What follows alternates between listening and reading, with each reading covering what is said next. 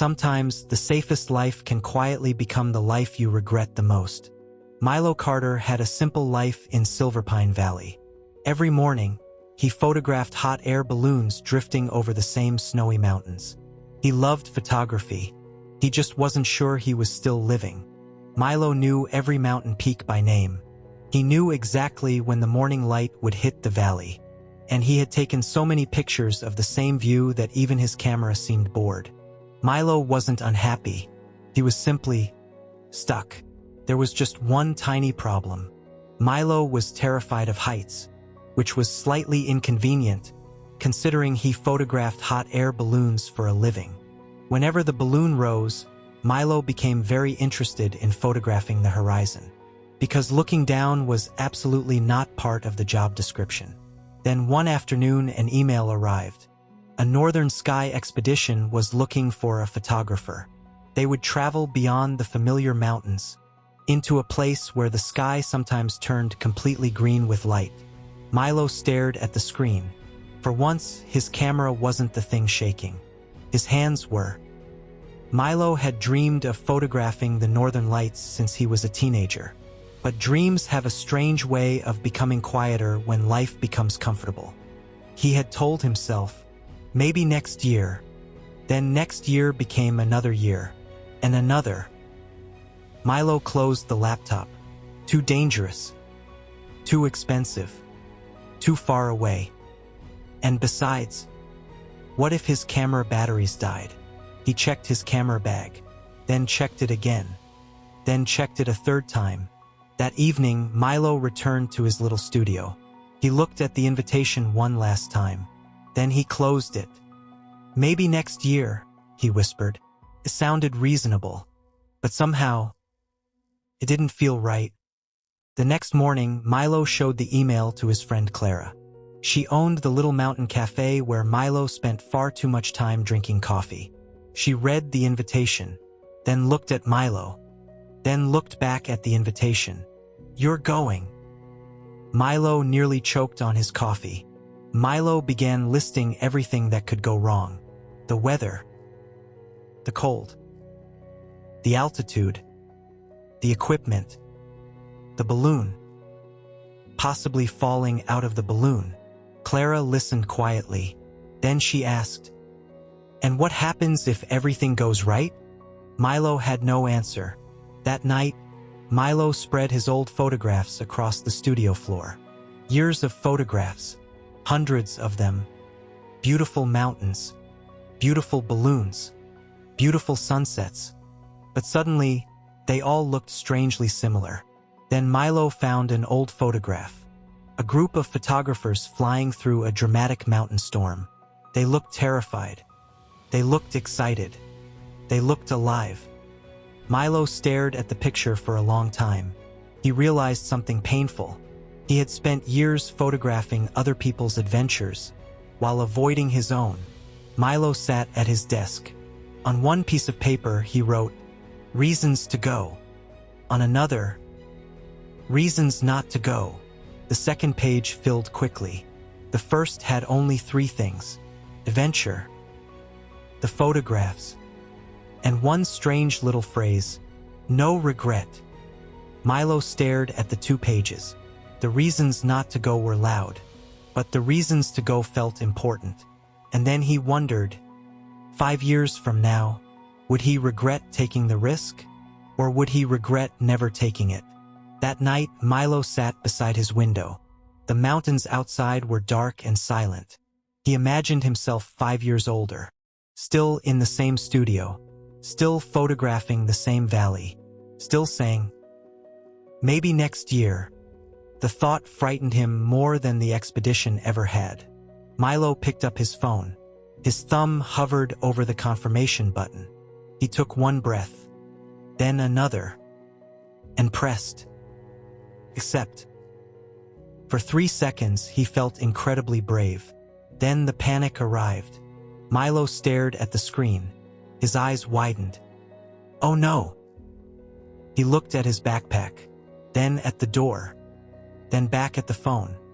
I have made a terrible decision. He paused. Probably. But fear didn't cancel the trip. So Milo packed extra batteries, extra memory cards, extra gloves.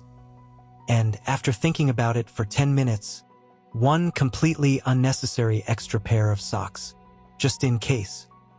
The first training flight was terrifying. The balloon looked enormous from the ground. Milo looked up at it, then looked at the tiny basket, then looked back at the balloon. "That's the whole basket?" The crew laughed. Milo did not. A few hours later, Milo discovered that adventure had another enemy: soup. His camera lens cap somehow landed directly inside his bowl. Everyone laughed. Milo stared at it. "5-star expedition," he muttered. Then came the real test. The balloon lifted. Milo gripped the basket. His face went pale. He tried to look like an experienced adventurer. He looked more like a man reconsidering every decision he had made since childhood. But just when Milo began getting used to it, the weather changed. Dark clouds rolled over the mountains.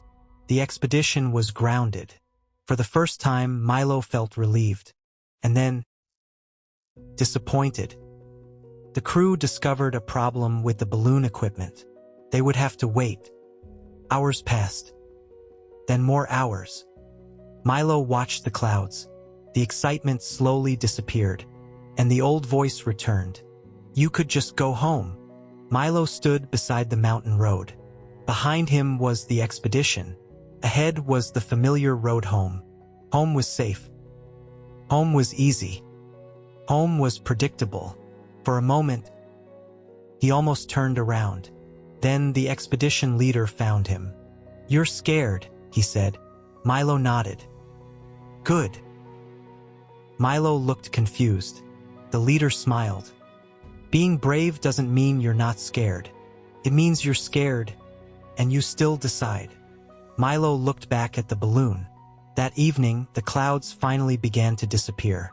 Stars appeared above the mountains. The balloon was ready. Milo stood beneath it. He was still scared. But this time, he wasn't trying to escape the feeling. The ropes were released. The balloon slowly rose. Milo gripped the basket. Then he looked down. For the first time, he didn't look away. Silverpine Valley became smaller beneath him. And somehow, Milo felt bigger. Soon they were above the clouds. The mountains looked completely different from up there. Milo smiled. He had spent years photographing the valley from the ground. He had never realized how much he was missing. Then something appeared in the darkness. A tiny green ribbon. Milo stopped breathing. Another ribbon appeared. Then another. The northern lights had arrived. The sky suddenly exploded with color. Green. Blue. Violet. The lights moved like enormous waves across the stars. Milo grabbed his camera. Click. Click. Click. For once, he wasn't thinking about what could go wrong. He was completely present. Then Milo slowly lowered his camera. He realized something. Not every beautiful moment needed to become a photograph. Some moments were meant to simply be lived. So Milo looked up and smiled. When Milo returned to Silverpine Valley, Clara was waiting at the cafe. She looked at his photographs. Then she looked at him. "You survived." Milo smiled. "Barely." They laughed. But Clara noticed something different. Milo wasn't looking at the mountains like he used to. He was looking at them like they were an invitation. Milo still loved his quiet valley. He still loved his camera. He still worried sometimes. But now, when an unfamiliar road appeared, he didn't automatically turn away. Sometimes he took it. Sometimes it led nowhere. And sometimes, it led somewhere unforgettable. Weeks later, Milo printed his favorite photograph. It wasn't the sharpest photograph he had ever taken. It wasn't technically perfect. But he framed it anyway, because every time he looked at it, he remembered the moment he chose courage over comfort. Milo once thought the biggest danger was taking a risk. He was wrong. Sometimes the bigger danger is living your whole life wondering what might have happened. You don't need to be fearless. You just need to decide which regret you can live with. Because sometimes, risk is better than regret.